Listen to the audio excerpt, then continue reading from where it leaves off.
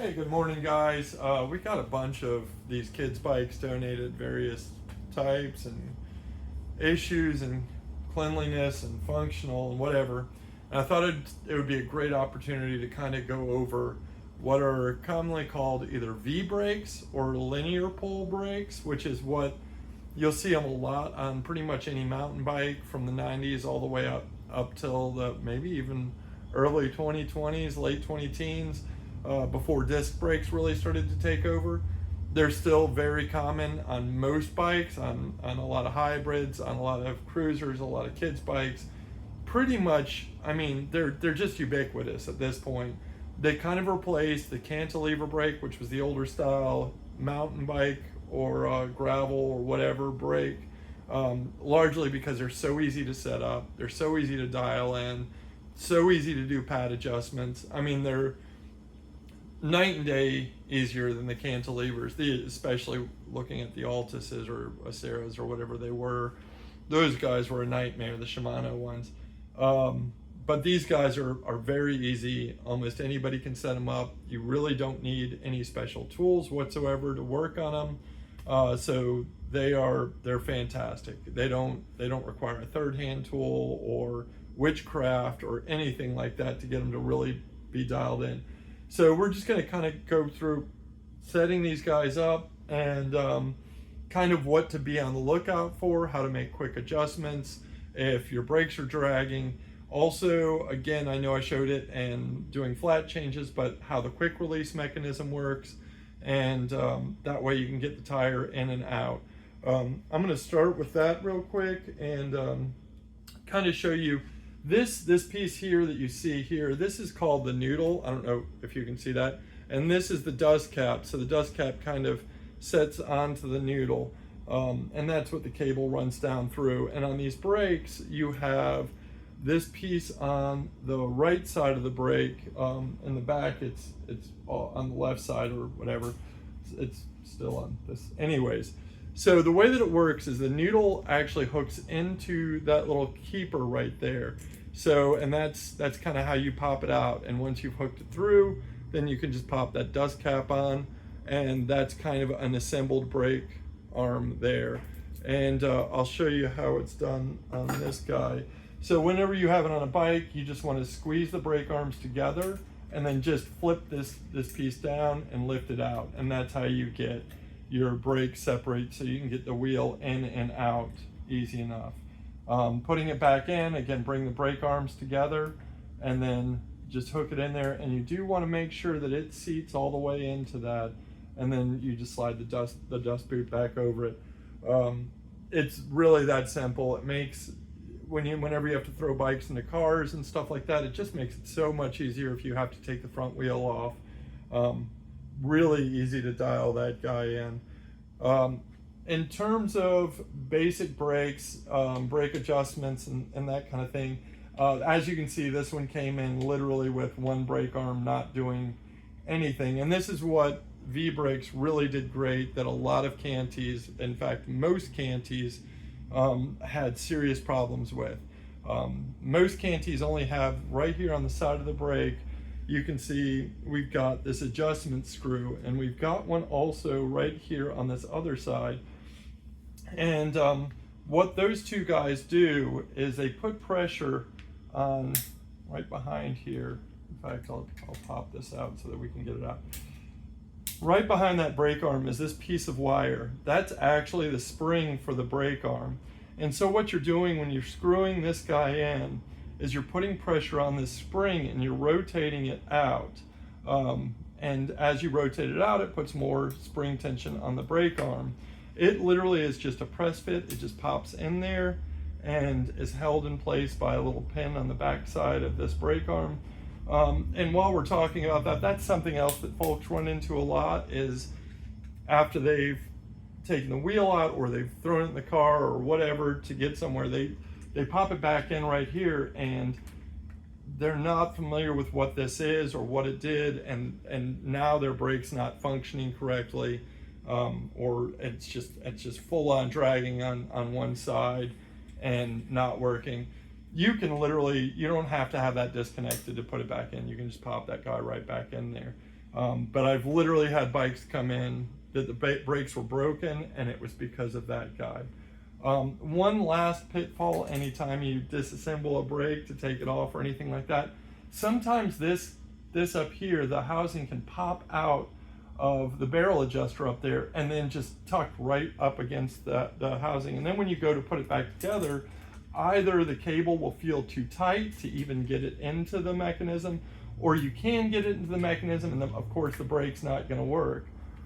So anytime you pop that cable free, just take a quick look, make sure it's fully seated in the barrel adjuster up here before popping it back in. And now we're back to working correctly. So that was kind of a quick cover of the spring, hooking that kind of stuff up. Back to our original problem where we have, as you see, this brake arm's moving, this brake arm is not moving. And that's where we come back to those screws that we were talking about. So again, if I send this screw in, it's going to put more tension on this brake arm.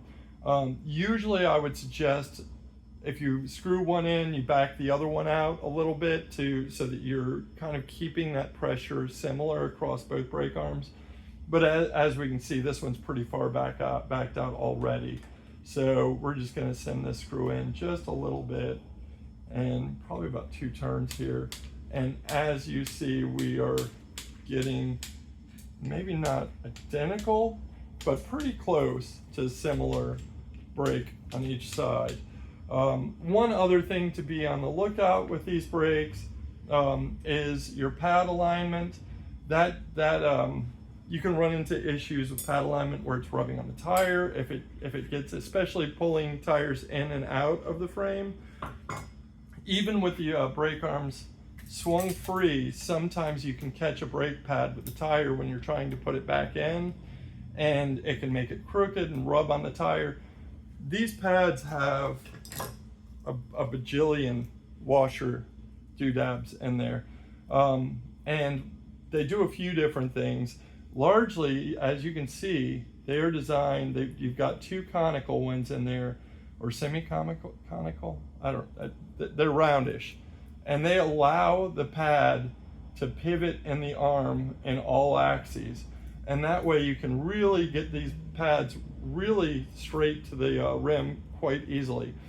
And as you can see, we've got a fat spacer and then a skinnier spacer here.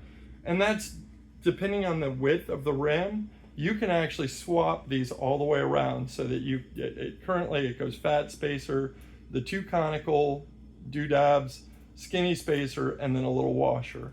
The washer always stays on the outside, but the rest of that whole thing you can swap around. And when installing a pad, you want the brake arm to be between those 2 silver conical guys. So you want the fat guy conical, brake arm conical, skinny guy washer, bolt, nut. And so that's kind of how all of that gets assembled into there. The other thing is when you're mounting new pads, you don't want them slammed up to the tire. You want a little bit of daylight between the top of the rim and the top of the tire, and that's because these guys will swing in and out, and you want to just make sure they're not going to rub or bind on that tire when you're braking. So just give you a little bit of daylight. Usually I make it flush to the bottom of the rim right here. I want the bottom of the pad to be pretty much flush with the bottom of the rim across that brake. I don't want it to ever protrude below it, because then it can have uneven wear across the brake pad itself. But these guys are really, despite the 5,000 washers on here, they're really easy to get set up. And most of them, the one I just showed, takes just a 5mm Allen in the back of this guy, if I can get it in there. Just a 5mm Allen. This one is a slightly older version. It just takes a 6mm Allen. And as you can see, I can really dial those in. Now, one of the things that I do when I'm doing a rough setup on brakes, when I'm first throwing pads on there, is I'll take that spring out of my way, have the pad loose, and then bring it up to the brake track, kind of where I want it. And I'm putting my index finger below the pad so that I'm kind of using that to line up my brake pad. And as you tighten it, you may have to give it a little bit of force on the top of the pad to keep it from rotating. But what that'll do is that gets you like 90% of the way there. And once you have the spring on, sometimes there's some minor adjustments that you'll have to make, but by and large, your brake will be right where you want it. So that's sort of the easier-ish. And then this guy, what I always do with the cable is just tuck it literally behind that same spring wire that I've shown you a few times, and it just cleans that up, makes it look a little bit better. You don't have to put a zip tie on there or anything like that, and I've seen people do that, and there's really no need to. I've got this other fork here. I just wanted to kind of show a little bit more about these brakes. The way they work is on the back side of the brake, there's a little pin here, and the pin goes into one of these 3 little holes that is in the mount. Almost all of these mounts have 3 holes on the inside of them. And what I generally do, and what almost everybody does, is just say, go to that center hole. The upper and lower hole is if you have one spring that's way tighter than the other and you can't quite adjust it out using these screws, you can rotate it to another hole where it'll have less or more spring force on it. But if you start with that pin in the center, I'm certain you can't see it, the pin in the center hole right here, then that's a great starting point for setting up the brakes. If you have a ton of drag on the brake when you're trying to set it up, or if it's been stored outside, what can happen sometimes, this is pretty much untreated steel underneath the brake right here, that can develop some surface rust. And what I'll do is I'll usually just hit that with some 400 grit, take the surface rust off, and then put a light oil on this post before putting the brake back on. And again, we've got a 5mm Allen is what our bolt retaining it is, and it just slides right on. So just something to, if you get to the point where you have one brake arm that's literally just not cooperating, odds are you got a little bit of corrosion on that. So I think that's a quick overview of sort of V-brakes, linear pull brakes, sort of what you're going to see on kids' bikes or a lot of mid-range bikes. Really easy to set up, really easy to dial in.